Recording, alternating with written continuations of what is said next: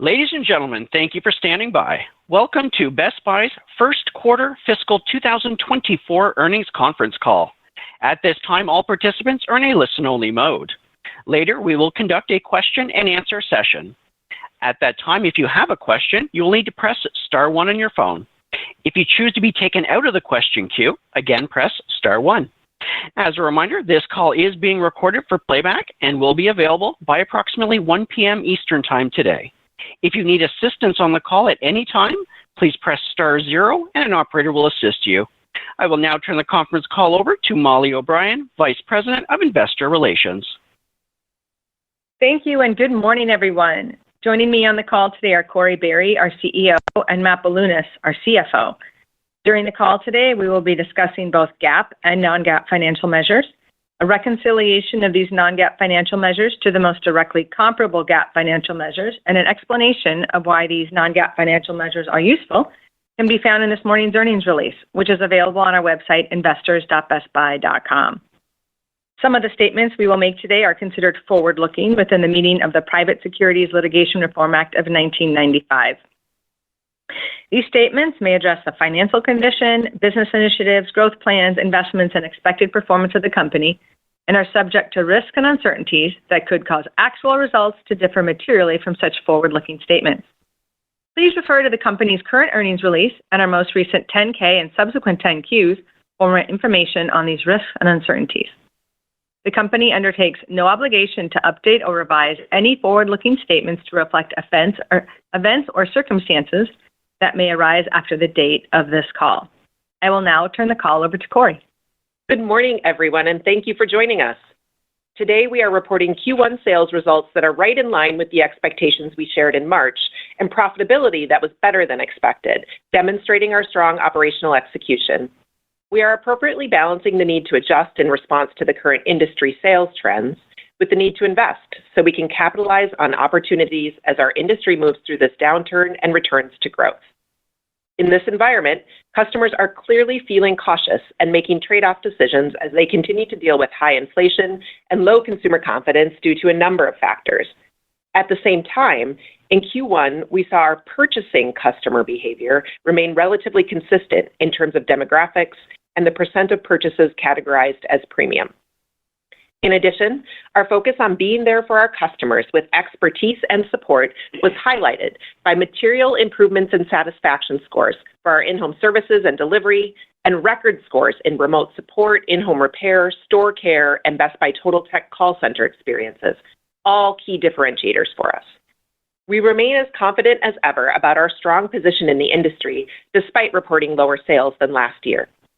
In Q1, our comparable sales were down 10.1% on a year-over-year basis. From a merchandising perspective, similar to the past few quarters, the largest impacts to our domestic comparable sales decline came from computing, home theater, and appliances. The promotional environment played out largely as expected. It was slightly more promotional than last year, and we believe we are now fully normalized to pre-pandemic levels from both the percent of products being promoted and the depth of promotions. In some products and categories, the environment was more promotional than we had expected, and we saw promotional levels above fiscal 20. We effectively managed through those situations in partnership with our vendors. On a blended basis, our overall average selling price, or ASP, was slightly down to last year due to the return of promotionality. While we're on the topic, I would like to take a step back and address what we believe is a common misperception about our industry, that all products we sell are perpetually deflationary. In fact, most of our categories have had price stability over time or even seen increases. The price of a product may come down in the year after it launches, only to be replaced by the next generation of the product launched at the same or slightly higher price. Innovation drives price stability and often drives consumers to adopt even higher ASP products based on new technology or additional features. For example, the 5-year compounded annual growth rate for average laptop prices is approximately 2%. For Best Buy specifically, we over-index in the newest innovation and next generation of products, so we tend to carry a higher ASP than the overall industry. Additionally, as a reminder, structurally, our overall ASPs have also increased over the last several years due to category mix, with the growth of higher ASP appliances and large TVs, as well as more mix into premium products at higher price points. Now, back to our Q1 results. Our inventory at the end of the quarter was down 17% compared to last year as we lapped last year's elevated levels. The team continues to manage inventory tightly, targeting approximately 60 forward days of supply. We expect that our inventory levels will continue to normalize and year-over-year variances will more closely match our sales performance as we move through the year. In the first quarter, digital sales comprised 31% of our domestic revenue, very similar to the last 2 years and twice as high as pre-pandemic. Our buy online, pick up in store percent of sales was also very consistent at just over 40%. Considering the speed of our delivery, with almost 60% of packages delivered within 2 days, we believe the consistency of our high in-store pickup by our customers really underscores the importance and convenience of our stores. I continue to be proud of our team's execution and ability to navigate through this challenging environment, always keeping our customers and their experience as our top priority. As we look to the rest of the year, we expect the macro environment to continue to pressure demand in our industry this year. However, our guide for the year implies that we expect year-over-year comp performance to improve as we move through the year, and we lap the comparable sales declines we experienced last year. Based on what we can see right now, we continue to believe that calendar 2023 will be the bottom for the decline in tech demand. Matt will provide more color on our expectations later in the call. This year, we are focused on delivering great customer experiences while running the business efficiently and strategically setting ourselves up to flourish when the industry returns to growth. This includes our efforts to expand our gross profit rate and to continue to prudently manage our SG&A expense. Now, I'd like to update you on our membership program. The goal of membership is to drive increased customer engagement and increased share of wallet over time.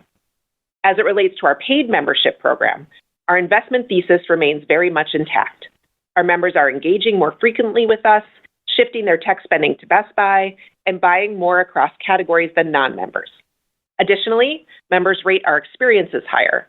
Our Net Promoter Scores from Total Tech members remain considerably higher than from non-members.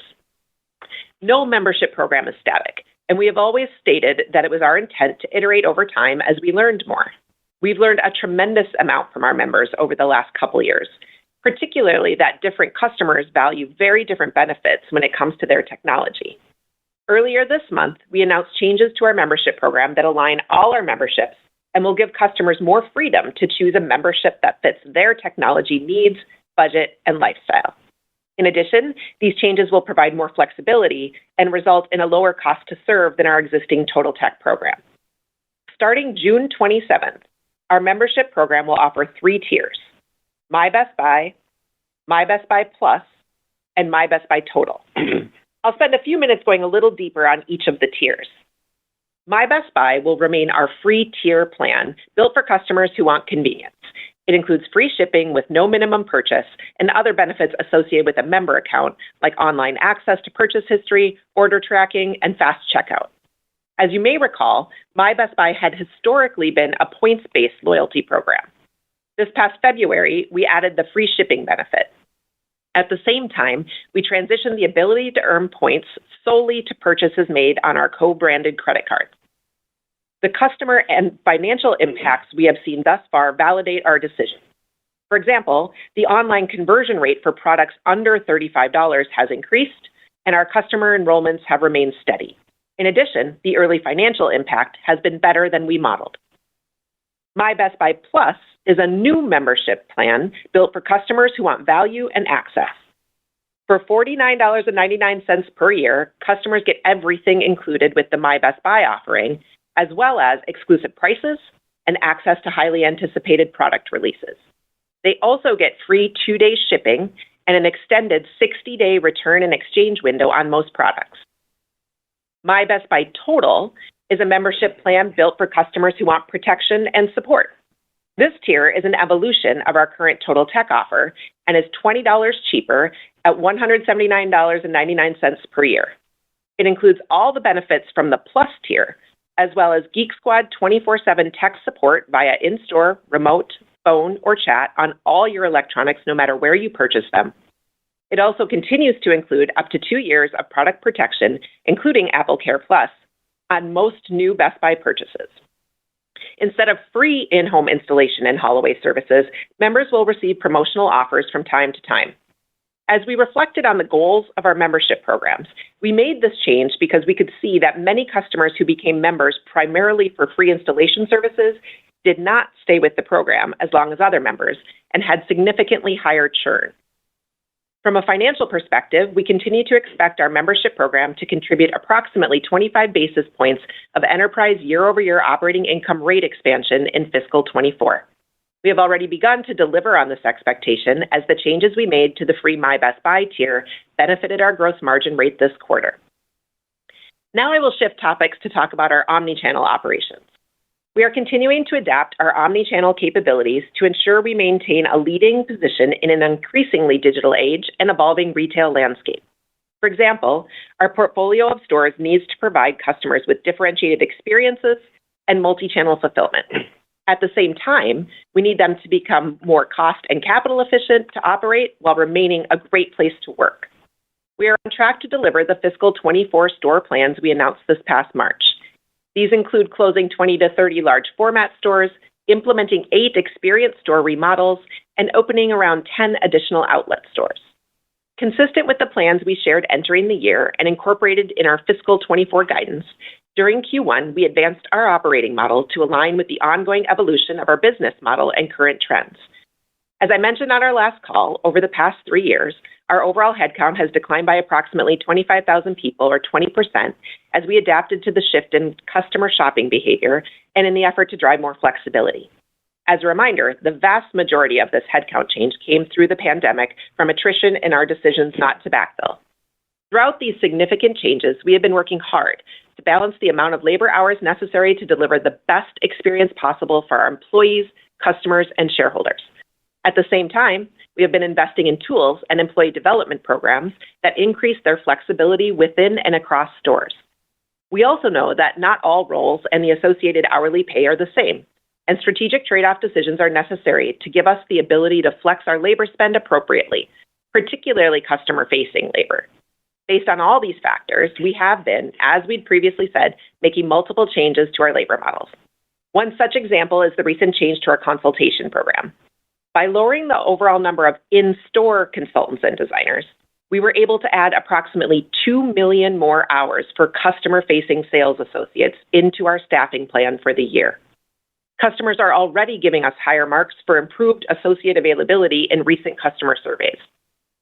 It's also important to note that we are moving away from a one-size-fits-all approach to our stores and staffing to a market-based approach. And depending on the needs of each market, we're adding, removing, shifting, or arranging the number of associates and roles needed to better and more efficiently serve those customers and to allow for more localized flexibility. Looking forward, we will continue to iterate our model to align with business trends, including initiatives such as membership and ensuring the span of control of our leaders is appropriate. As you would expect, we are also focused on leveraging existing and emerging technology to drive better customer and employee experiences across channels that also deliver efficiencies and better margins. I'd like to share a few examples around our customer care phone experience and our in-home sales team. Our customer care agents receive millions of customer phone calls every year. We recently launched a capability that uses generative AI to summarize the main points and follow-ups from each call. In the past, customer care agents manually took notes to capture interactions real-time with customers. This new capability allows our agents to both fully focus on the customer during the call and reduces time between calls, lowering overall cost and improving agent satisfaction. In addition, this is providing us with valuable information about friction in our experiences, allowing us to continuously drive upstream improvements. In another example, we're piloting a virtual reality training and simulation experience for our in-home consultants and designers. We expect this will decrease the cost to develop and certify in-home sales teams and elevate the specialized in-home selling skills of consultants and designers, especially those who are newer and less experienced. Additionally, these tools are always available for reference, whether a team member is in a customer's home or training in a store. Now I will take a few moments to share our thoughts on our broader industry backdrop. As I mentioned, We expect that next year the consumer electronics industry will see stabilization and possibly growth following 2 down years. I believe it's worth repeating why we are confident our industry will return to growth. First, we believe that much of the growth during the pandemic was incremental, creating a larger install base of technology products in consumers' homes. On average, U.S. households now have twice as many connected devices as they did in just 2019. Second, we expect to begin to see the benefit of the natural upgrade and replacement cycles for the technology bought early in the pandemic, possibly later this year depending on the macro environment, even more likely in calendar 2024 and 2025. Historically, customers upgrade or replace their tech every 3 to 7 years, depending on the category, with mobile phones on the lower end, computing in the middle, and home theater and large appliances toward the higher end of that range. We continue to see our lapsed customers returning at higher rates year over year, especially as customers we acquired early in the pandemic return for additional technology purchases. Third, this is not a static industry. Billions of dollars of R&D spent by some of the world's largest companies, and likely some we haven't even heard of yet, means innovation is constant over the long term, driving interest, upgrades, and experimentation. We can see the customer demand for newness exemplified in the last few weeks by the record-breaking launch of the new Zelda software for Nintendo Switch and the stronger-than-expected pre-orders for the new Asus handheld gaming device. We continue to believe the industry will get back to a more normalized pace of meaningful innovation toward the end of calendar 2023 and into 2024. Additionally, there are several macro trends that we believe should drive opportunities in our business over time, including cloud, augmented reality, generative AI, and expansion of broadband access. While our existing product categories have slightly different timing nuances, in general, we believe they are poised for growth in the coming years. We are also furthering our expansion into newer categories like wellness technology, personal electric transportation, outdoor living, and electric car charging. We carry multiple EV charging brands, and we were the first retailer to carry Tesla chargers. We also launched Starlink's satellite internet kits on our digital channels and will have it available in stores later this summer. In addition, we are partnering with our vendors in new ways that leverage our capabilities to create new opportunities. For example, we are partnering with Roku to make TV advertising more relevant and performance-driven. The first ever TVs to be designed and made by Roku are available exclusively at our stores and on BestBuy.com. And brands will be able to work with us to target, optimize, and measure their ads on Roku using Best Buy audience data. We also continue to build our Partner Plus program that leverages our supply chain and fulfillment capabilities. We have several vendor partners, including Samsung, who are offering their online customers the option to conveniently pick up their products at their local Best Buy store. The recent launch of Aura smart rings is an example of how we partner with some of our smaller emerging vendors in a very comprehensive and unique way to drive customer engagement. Aura is a smart ring that uses sensors to track a variety of metrics to provide continuous health monitoring to improve the user's health habits. We launched the products exclusively on BestBuy.com and in 850 stores. We have an interactive demo experience with the ability to try on the rings and order any configuration of style, color, and size. We also incorporated the Best Buy Store Finder on Aura's website, so customers can visit their closest store and see the products in person. I want to extend my heartfelt appreciation for all our associates across the company who continue to uniquely position us for the future through immense change. We continue to focus on providing competitive pay and benefits and leveraging flexible work models. And I am pleased to report that we maintain industry-low turnover rates, particularly in key leadership roles, the vast majority of which we hire internally. It's amazing to see so many of our key leaders choosing to build the future of retail with us. And I am proud of the many ways we were recognized during the quarter for our commitment to our people and the environment. We were included on Diversity Inc.'s 2023 list of top 50 companies for diversity and ranked 17th on Diversity Inc.'s top companies for board of directors list, reflecting our ongoing work to ensure our leaders and our company reflect the communities we serve. Just last week, we were listed on Parity.org's list of best companies for women to advance, as well as their inaugural best companies for people of color to advance. We were one of fewer than 20 companies named to both lists this year. We were also recently named one of Barron's 100 most sustainable U.S. companies for the 6th year in a row. In fact, this year, we were the top-ranked retailer. My summary is consistent with my comments last quarter. We believe the macro and industry backdrop will continue to be volatile this year. We have a proven track record of navigating well through dynamic and challenging environments, and we will continue to adjust as the macro evolves.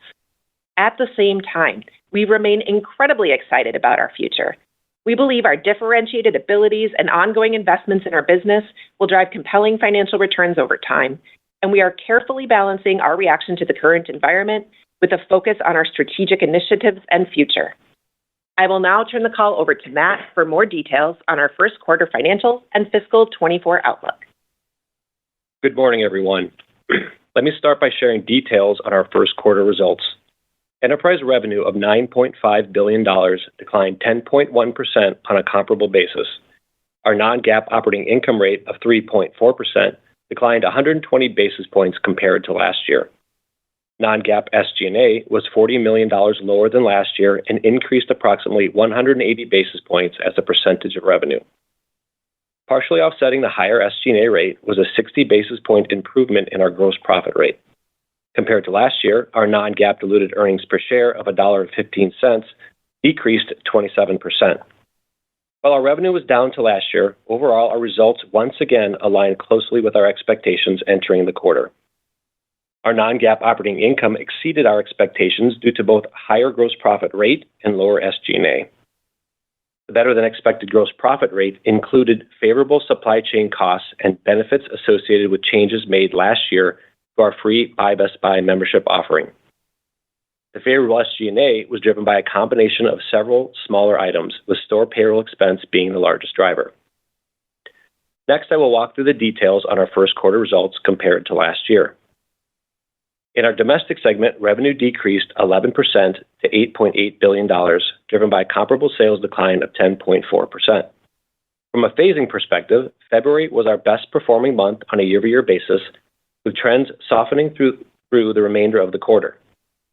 From a category standpoint, the largest contributors to comparable sales decline in the quarter were computing, appliances, home theater, and mobile phones, which were partially offset by growth in our gaming and service categories. In our international segment, revenue decreased 11.6% to $666 million. This decrease was driven by the negative impact of foreign exchange rates and a comparable sales decline of 5.5% in Canada.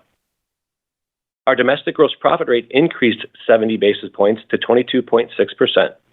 The higher gross profit rate included the following. First, improvement from our membership offerings. This included a higher gross profit rate in our services category, which was primarily driven by the cumulative growth in Total Tech members. In addition, our rate benefited from the program changes we made last year to our free My Best Buy offering. Second, product margin rates improved versus last year despite increased promotional activity. And third, the profit-sharing revenue from our private label credit card arrangement was a benefit to our domestic gross profit rate. Overall, the results this quarter align with our commitment to improve our gross profit rate this year. Our international non-GAAP gross profit rate of 23.7% decreased 60 basis points compared to last year, which added approximately 10 basis points of pressure to our enterprise results on a weighted basis. The lower international gross profit rate was primarily driven by a lower mix of revenue from the higher margin rate services category. Before moving on, I would like to give some additional context on the profit-sharing revenue from our credit card arrangement, which we have now called out as a benefit to our gross profit rate for the last 8 quarters. In fiscal 23, the profit share was approximately 1.4% of domestic revenue, an increase of 50 basis points compared to fiscal 20. The growth was driven by the increased usage of our card, both at and outside of Best Buy, and a favorable credit environment. Our outlook for fiscal 24 assumes that profit share will have a slightly negative year-over-year impact on our gross profit rate for the remainder of the year. Domestic non-GAAP SG&A declined $29 million, with the primary drivers being lower store payroll costs and reduced advertising, which were partially offset by higher incentive compensation and depreciation. Moving to the balance sheet, we ended the quarter with a little more than $1 billion in cash. Our year-end inventory balance was approximately 17% lower than last year's comparable period, and we continue to feel good about our overall inventory position as well as the health of our inventory. During the quarter, we returned a total of $281 million to shareholders through dividends of $202 million and share repurchases of $79 million. Our quarterly dividend of 92 cents was an increase of 5% and marked the 10th straight year of dividend increases. We expect to continue share repurchases throughout fiscal 24. However, we are not providing a target. We will continue to assess our overall working capital needs and provide updates as we progress through the year. Moving next to capital expenditures, where we still expect to spend approximately $850 million this year. This reflects a reduction of approximately $80 million compared to last year, with lower store-related investments being the primary driver of the reduced spend. Now we'd like to discuss our fiscal 24 outlook. As a reminder, our original guide for this year assumed the consumer electronics industry would continue to feel the pressure of the broader macro environment and a high degree of uncertainty as it relates to the consumer. Our financial performance in the first quarter closely aligned with our expectations, and we are maintaining the full-year guidance we provided this past March. Given the current environment, we are, of course, preparing for a number of scenarios within our guidance range. At this point, we believe our sales align closer to the midpoint of the annual comparable sales guidance. It is still early in the year, so we will continue to watch the trends closely and adjust as necessary. Let me provide more details on our guidance and working assumptions. Starting with revenue, we expect enterprise revenue in the range of $43.8 to $45.2 billion, an enterprise comparable sales decline of 3% to 6%. As a reminder, the fourth quarter of fiscal 24 contains an extra week. We expect the 53rd week to add approximately $700 million of revenue, and it is excluded from our comparable sales. Our guide implies comparable sales trends versus last year improve as we progress through the year. Let me share context on that. Starting in Q1 of last year, our industry experienced the beginnings of macro pressure and the broader implications of normalizing consumer demand trends after 2 years of higher growth.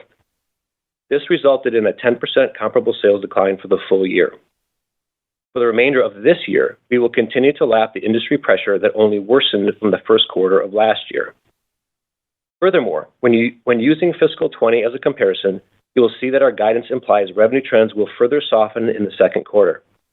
After removing the estimated revenue from the 53rd week, the midpoint of our revenue guidance reflects a scenario where our growth compared to fiscal 20 is slightly negative in the second quarter and regresses slightly more in the second half of this year.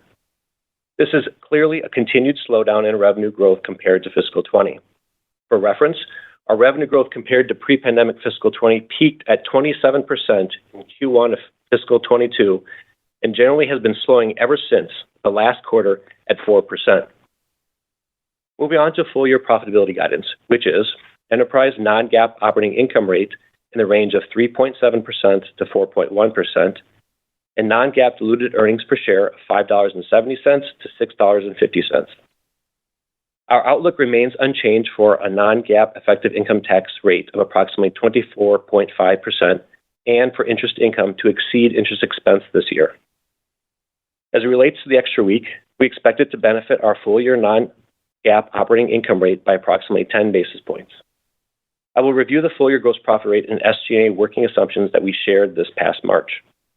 We expect to drive gross profit rate expansion of 40 to 70 basis points compared to fiscal 23 due to the following actions and initiatives. We expect to see benefits from optimization efforts across multiple areas, including reverse supply chain, large product fulfillment, and our omni-channel operations. We also expect our membership program and our health initiative to improve our gross profit rate. Lastly, we expect the impacts from promotions, supply chain costs, and the profit sharing from our private label credit card to have a relatively neutral impact to our annual gross profit rate compared to this past year. Now, moving to SG&A expectations, we expect SG&A as a percentage of sales to increase by approximately 100 basis points compared to last year. We expect higher incentive compensation as we reset our performance targets for the new year. The high end of our guidance assumes incentive compensation increases by approximately $225 million compared to fiscal 23.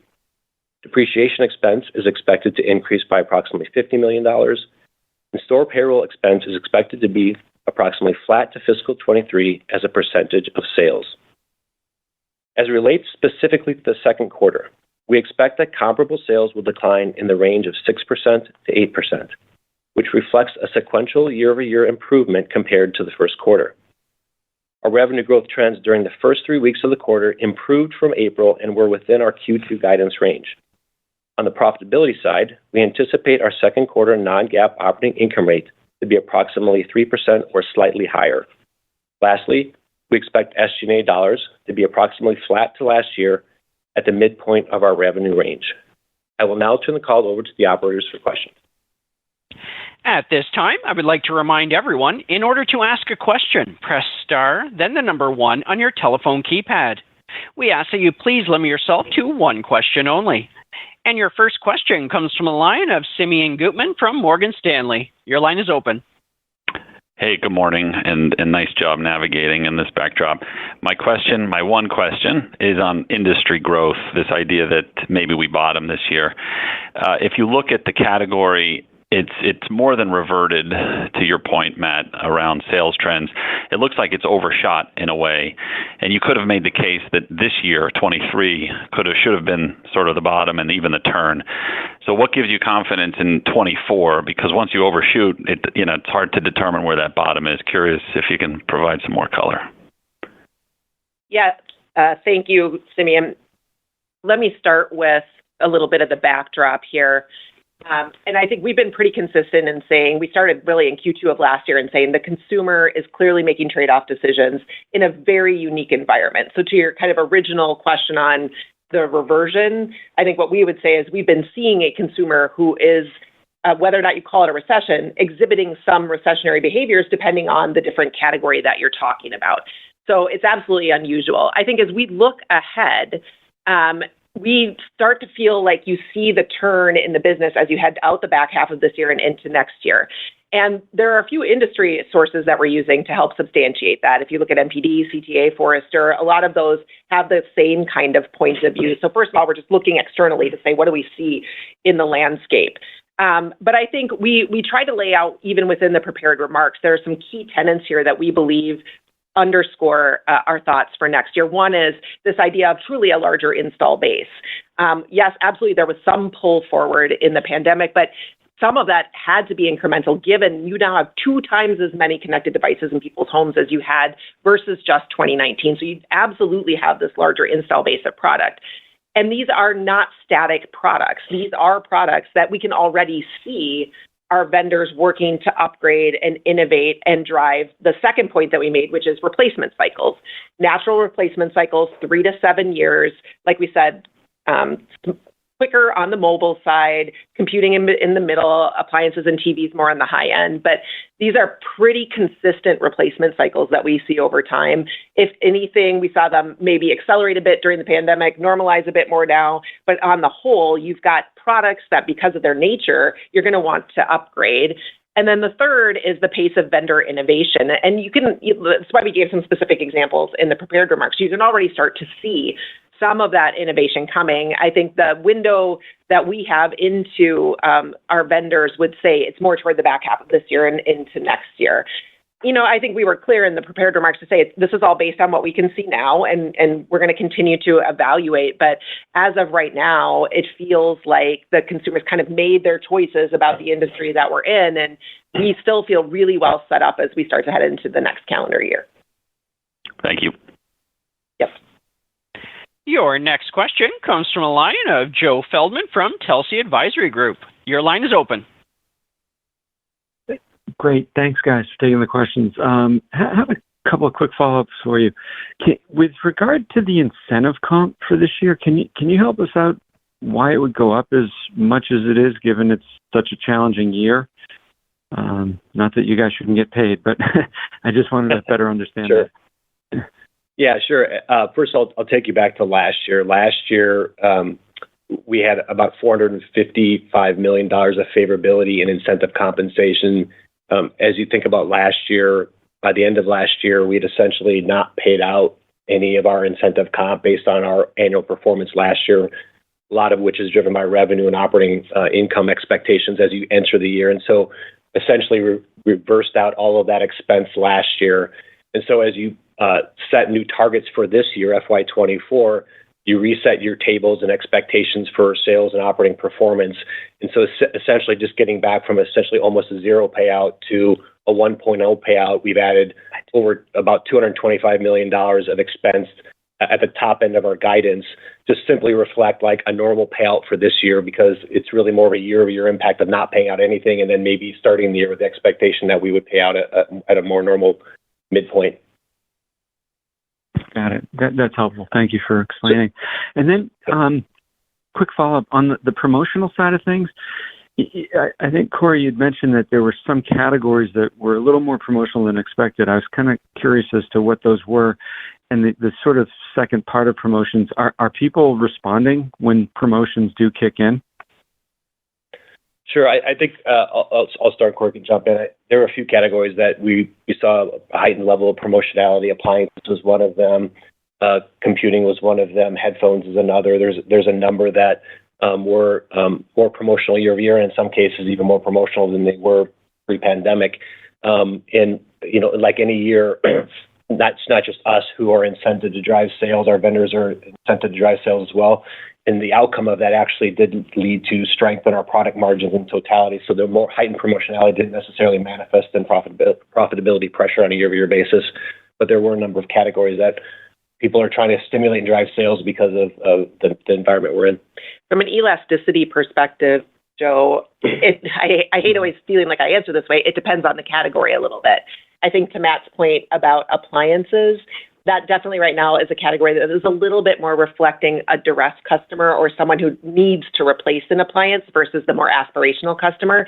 In that world, you have a little bit less elasticity, you can imagine, because you're not going to really respond to promotions as much. Some of the other parts of the business that Matt mentioned around particularly things like home theater, we're seeing response when there's more promotionality and more value. And I think overarchingly, from a consumer perspective, this is absolutely a consumer who's looking for value and will respond to some extent, but it can depend a bit on the category that we're talking about and what their state of mind is in terms of how aspirational they want to be within that category.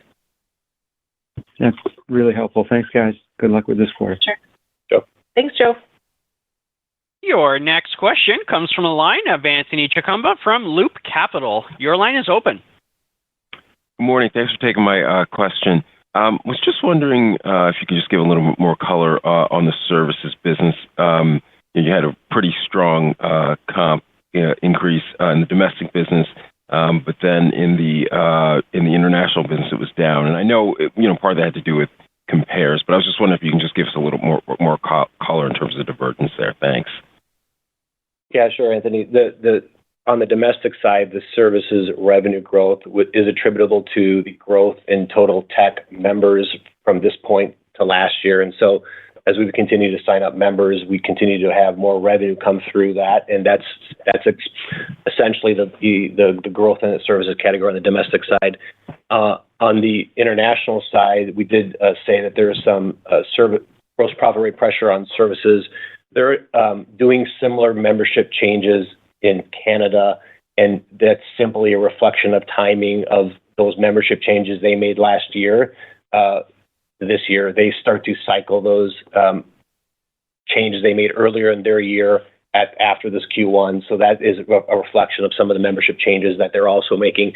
Not the same, but similar to what the domestic side is doing. That's helpful. Thank you. Your next question comes from the line of Mike Baker from D.A. Davidson. Your line is open. Hi, I just wanted to follow up on a membership question. And so you're making some changes, which presumably is based on driving better profitability, yet the guidance for the profitability impact this year is unchanged. Maybe that's just timing because it takes time to implement these changes. But what does this do to the long-term outlook in terms of the profitability on the membership business? Thanks. Maybe I'll start and then Matt can add.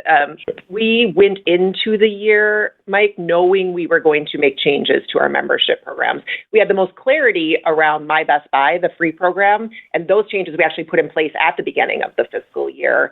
But we also had an aspiration to make changes to the other side of the program. And this just gave us a little bit of time before we announced the formal changes. But we had baked the assumption that we were going to make these changes into the guide for the year. Yeah, so to very specifically, in last quarter and this quarter, we've said that the gross profit rate, about 40 to 70 basis points have increased this year. One of those reasons is the changes to the membership program, part of which is the My Best Buy changes Corey mentioned, and then just expected changes on the other parts of the membership program.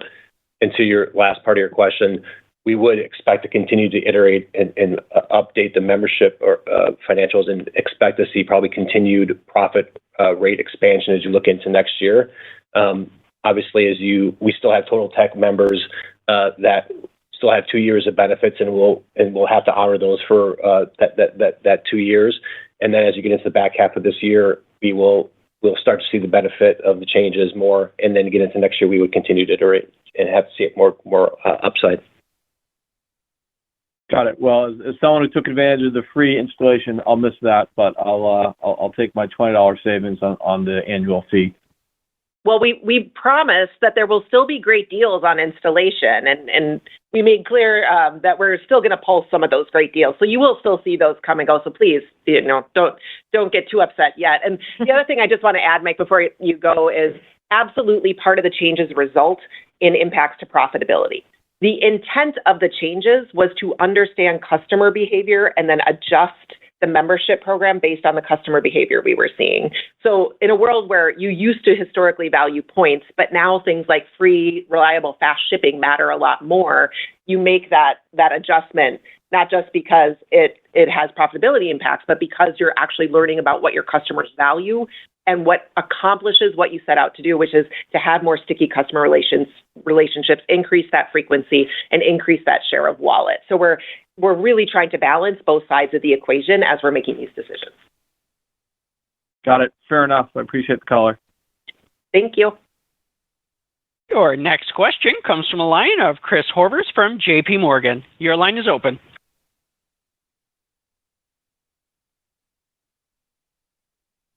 Chris Horvers, your line is open. Thanks. Good morning. Two related questions. So you talked about the midpoint for the year on the sales side, but you didn't comment on the operating margin range, and you did just materially beat your sort of what you talked about for the gross margin in the first quarter here. So, are you expecting some give back? Any comments on that range? And then, Corey, you mentioned preparing for a number of different scenarios. I guess, what does that mean? You have cut a lot of expense out of the business on the labor side. That's your biggest cost. It's still inflationary. Where you see the opportunity to sort of protect the bottom line if comps do come in worse than expected? Yeah, I'll start and Corey can jump in. Thanks, Chris. In terms of the EBIT midpoint, we did not comment on that. I think there's more moving pieces within the EBIT level between gross margins and SG&A levers that we can pull depending on where the sales trends go. The largest factor in that equation is going to be gross profit rate, and we obviously are reflecting a range of 40 to 70 basis points, and so in terms of where we land, we have a little bit more drivers or levers we can pull to kind of maneuver through that range. I think in terms of the flow through, we didn't flow through the Q1 OI beat. It's more a function of us giving us just a little bit of room to navigate the remainder of the year. We obviously have a wide range of outcomes for the year, and we want to just make sure we're being prudent with how we're making decisions as we get towards the more meaningful back half of the year. Thanks very much. Thank you. Your next question comes from a line of Peter Keith from Piper Sandler. Your line is open. Hey, thanks. Good morning, everyone. I wanted to just talk about the sales trend from the last couple of months in the context of the overall retail landscape. So you did talk about a bit of a softening through the quarter, although I think February, off the last conference call, you were roughly down 10, so it doesn't seem like there was too much softening. At the same time, retail has seen a significant weakness in big-ticket discretionary. You would think consumer electronics would be impacted by that. So your sales seem to be down, but not falling off a cliff. Maybe comment on what you're seeing within your business versus what you think is happening more broadly at retail. Sure, I can start to talk about the cadence of the quarter, and then Corey can jump in about broader retail. Similar to the retail industry, we did see our sales sequentially get worse as the quarter progressed. February was the best performing month. That did come in a little bit better than our the guidance we gave as we started the quarter. There are a few reasons for that. I mean, we gave growth number, not a comp number, so there's a bit of difference between the growth number and the comp number. We also always have a few closing the book entries, so comps in the quarter did sequentially get worse. We have, as we indicated, starting the quarter in line with the range that we gave for the full quarter Q2. So therefore, improving from April into May in terms of comp, and so we feel good about that range we gave for Q2 at the moment.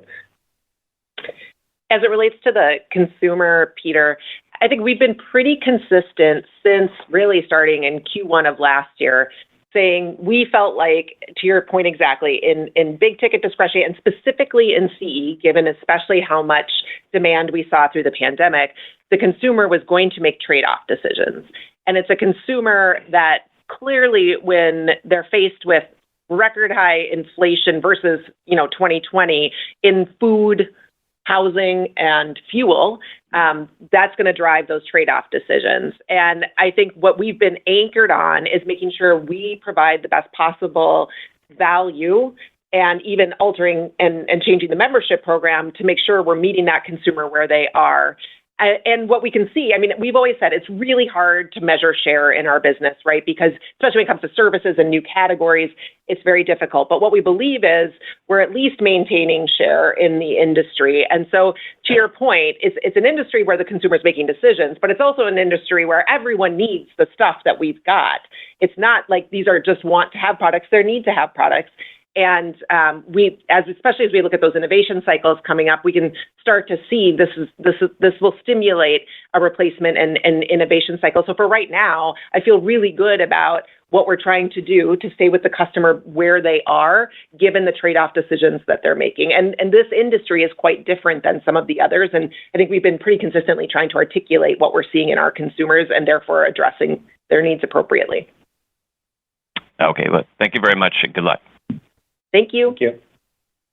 Your next question comes from a line of Jonathan Matuszewski from Jefferies. Your line is open. Good morning, and thanks for taking my question. Mine is on your B2B channel or Best Buy business. Our checks would suggest you've had some pretty big wins on this side of the enterprise as of late. Curious if you could just update us on that channel, Corey. Where is it tracking in terms of sales penetration? Is recent progress reflective of maybe any investments you've been making on that side of the business? And how are you thinking about this business performing in 2023 and beyond? Thanks so much. I am incredibly proud of what our direct team has been able to accomplish, frankly, throughout the pandemic. And we haven't specifically released this as like a separate segment of the business or sized it. But its material and its growth in general has been outpacing what we've been seeing in the core. And I think it's a really creative approach to everything from education, which relies highly on technology, to hospitality, which relies heavily on technology, to even agreements with sports teams and facilities where any of us know as you walk around, there are a ton of technology experiences that are available. We continue to believe this is an interesting growth channel for us. And we even talked last time on the call a little bit about our appliance business and starting to work with home builders directly in a small pilot that we're doing. So there's lots of different ways we're starting to, and continuing, this has been a business for us for a long time. I think from an investment standpoint, I'm, again, very proud of the team has pivoted to even more of a digital experience. So if you go online and you're trying to buy at large quantity, we will basically move you into digitally the right channels to get you to the right people who can help you make more of those scaled purchases that you're looking for. So we're finding lots of digital ways to understand our customers and therefore target them more as potentially small business owners versus the kind of targeting we would do for a normal customer. And so I like the team is doing a very nice job creating all the capabilities a little bit behind the scenes, frankly, in serving these business customers. And I'm proud of the growth that we've seen in that part of the business. Helpful. Thanks. Thank you. Your next question comes from a line of Brian Nagel from Oppenheimer. Your line is open. Hi, good morning. Thanks for taking my questions. Morning. So my first question, I guess, is a bit of a follow-up to some of the questions, but clearly, you managed very, very well a difficult environment here in Q1, a challenged sales quarter. In response to another question, you said that I think I heard it correctly. The business actually deteriorated somewhat as the quarter progressed. So as you look at the business now, in the performance or the activity of your consumers, what gives you the greatest confidence that this is the bottom, and as we look towards 24, 25, that we'll see this rebound to more normalized growth at Best Buy or within the sector? I think when we talk about the confidence we have, I think it is both relative to the backdrop of the performance we've seen, which was a pullback in demand last year, and again, projecting an ongoing pullback in demand this year. So a little bit different than some of the other industries. We started to see the change in consumer behavior much earlier than others. And as early as last year in Q1, we talked about it, we started to see that pullback in demand. So we're going to have now 2 consecutive years, as we talked about, of a consumer who's making some choices away from consumer electronics. The nature of the industry is really what gives us the most confidence, and then obviously our very stable position within it. The nature of the industry, this is an industry where technology is necessary to live our lives every day. Think about the quantity of pieces of technology you touch in any given day. And that technology is not static. If you think about how quickly both the hardware and then if you think about what I will call in air quotes the software, things like generative AI or like VR and AR, how much that is changing, that will all drive form feature changes in the product, which is part of what underlies our confidence. At some point, people want to, and we know this based on lots of history, through recessions, through lots of different types of industry performance, people will upgrade and want to replace their equipment and their consumer electronics. And so I think what gives us confidence is understanding that there is a very large vendor community out there that is very interested in continuing to stimulate demand, continuing to create really cool solutions for our customers, and that over time, I don't see a world where we rely less on technology. And so that it is all those underpinnings that are giving us confidence as we head out of this year and into next year.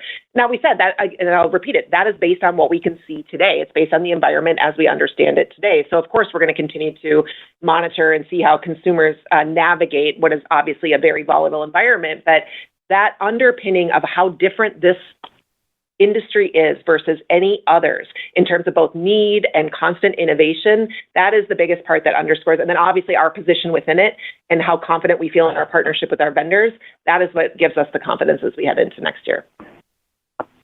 That's very helpful, Corey. Thank you. And then if I can just ask a quick follow-up unrelated. So a lot of talk today about membership and some of the shifts you're making there with the program. So I guess as we step back, I mean, clearly Best Buy, there's a revenue piece of the membership program, but how do customers that are members of Best Buy, how do they perform versus non-member customers from an overall sales perspective? Yeah, we hit on it a little bit in the prepared remarks.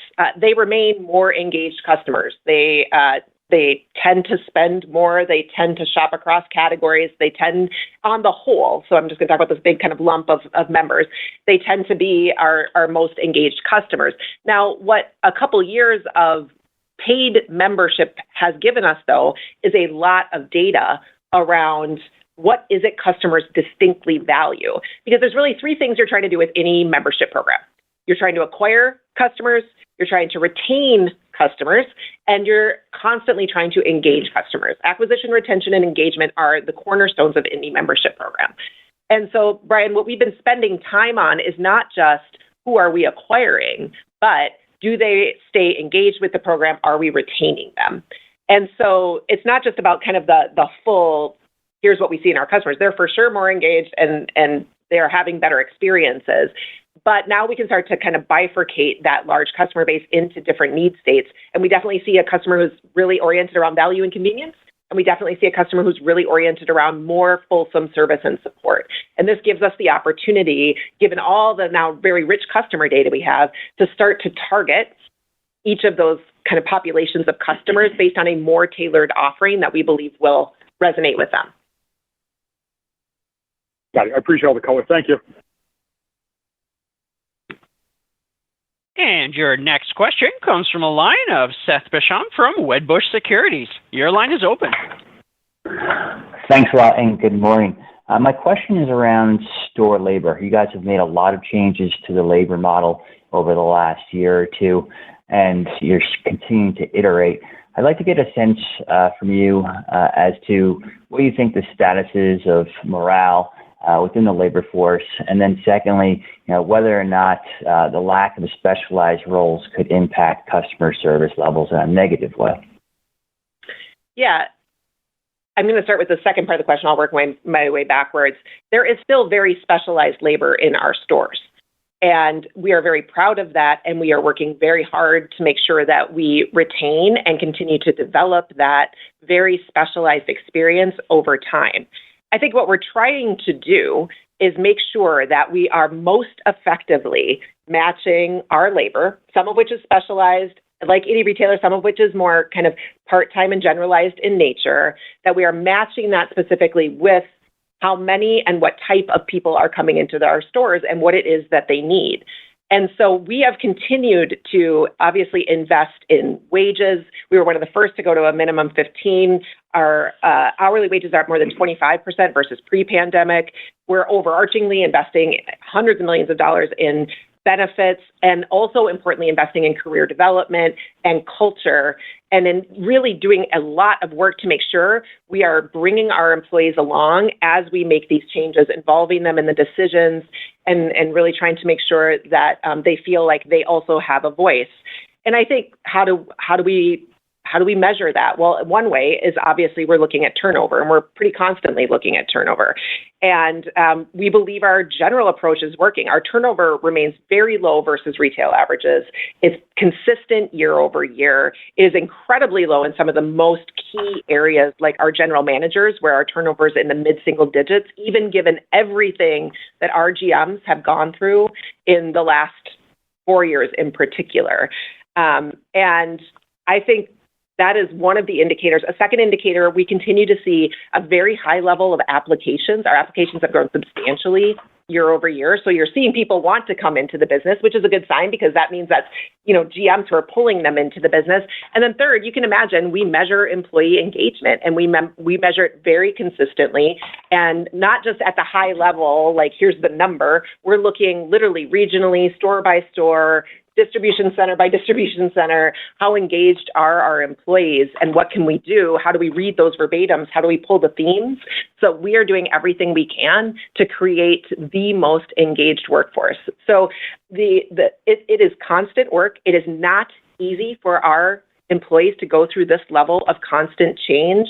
And I am incredibly proud that so many are choosing to stay with us and continue to build this culture for the future. Great. Thank you. Thank you. And your final question comes from a line of Steven Forbes from Guggenheim Securities. Your line is open. Good morning, Corey, Matt. Maybe just a high-level question on ROIC. Curious if you could update us on your various initiatives, inclusive of space allocation, utilization, and then where do you see ROIC stabilizing, sort of as we work our way through this normalization period? I don't know if you could sort of reference a pre-COVID level, mid-20s. And any thoughts on where we sort of stabilize ROIC? Yeah, sure. I think that at the highest levels, our ROIC is impacted by the level of profitability that's flowing through that calculation. And I think where we're pointed is at continuing to make improvements in our operating model and our efficiencies. As we've talked about, as we look into the next few years, we've said that we expect and want to continue to grow our operating income rate. At the same time, the industry will begin, we believe, turn around and will continue to grow in sales, and our OI rate will continue to improve as we look forward, or expect it to. With that happening, we'll be able to drive a better profitability, and that ROIC will start to climb probably back up closer to where we were. But again, that's through a combination of the industry improving, our initiatives continuing to improve, and creating efficiencies and optimization through our business. I think we have a great history, I would argue, in optimizing ROIC and making those educated bets. I would use even our store footprint as an example. Things like our experience stores, our outlets, there's a reason that we are pursuing those with vigor. And you can imagine, what we're seeing in terms of return on those investments is giving us a lot of confidence into the future. There are other places where we're still testing and trying to make sure we feel like that ROIC is in line. So I think we're pointed at continuing to drive that return for our investors. And with that, I think that was our last question. So thank you for joining us today. I hope that many of the investors who are listening today will be able to join us for our annual shareholder meeting, which will be held virtually on June 14th. So thank you and have a great day. This concludes today's conference call. Thank you for your participation. You may now disconnect.